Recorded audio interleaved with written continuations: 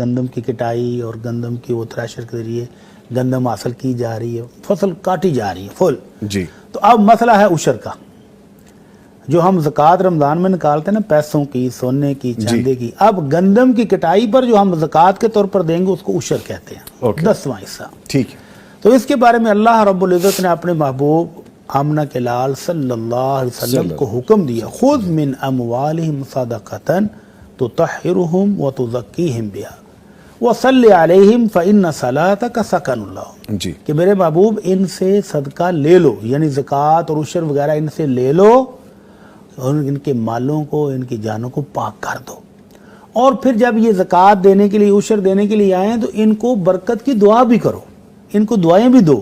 اور اللہ کے نبی صلی اللہ علیہ وسلم کا طریقہ مبارک تھا، جب بھی کوئی قوم، کوئی شخص اپنی قوم کا، اپنے گھر کا عشر لے کر آتا، زکوٰۃ لے کر آتا، تو اللہ کے نبی اس کو کہتے بارک اللہ لک، اللہ تمہیں اس میں برکت دے. اور پھر اتنی برکت ہوتی کہ ہمارے وہم و گمان میں بھی نہیں ہے.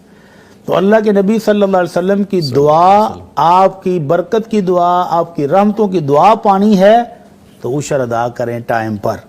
اور اس عشر کی ایک امام ابن خزیمہ رحمہ اللہ نے بڑی خوبصورت مثال بیان کی ہے.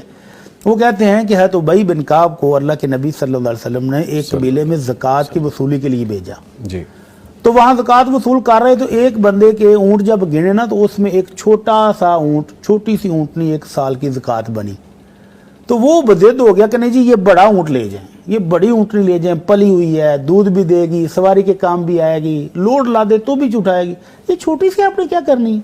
اب تحصیلدار جو ہیں وہ بھی ہے تو ابی بن کعب جیسے صحابی رسول تھے، وہ کہنے لگے نہیں بھائی تمہاری زکوٰۃ جتنی بنتی ہے میں تو اتنی وصول کروں گا، زائد میں نہیں لے سکتا. سبحان اللہ. اور اگر آپ نے یہ دینی ہے زائد تو پھر میرے ساتھ مدینے چلو اور خود جا کر پیش کرو. تو وہ بندہ اتنا طویل سفر کر کے مدینے آیا زکوٰۃ دینے کے لیے، سبحان اللہ، زائد دینے کے لیے.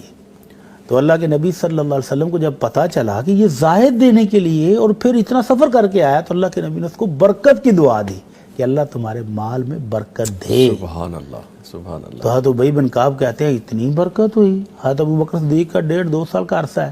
اس کے بعد عمر رضی اللہ تعالیٰ عنہ کی حکومت آ گئی. تو کہتے ہیں حضرت عمر نے مجھے اپنی حکومت میں بھیجا دوبارہ زکوٰۃ وصولی کے لیے. اسی قبیلے میں گیا تو کہتے ہیں کوئی 10-12 سال کا عرصہ ہی ہوا ہوگا کہ اس بندے کے اتنے اونٹ تھے اللہ کے نبی کی دعا کی برکت سے کہ میں نے جب وہ اونٹ کٹھے کیے تو 1500 جوان اونٹ اس کے چر رہے تھے. سبحان اللہ.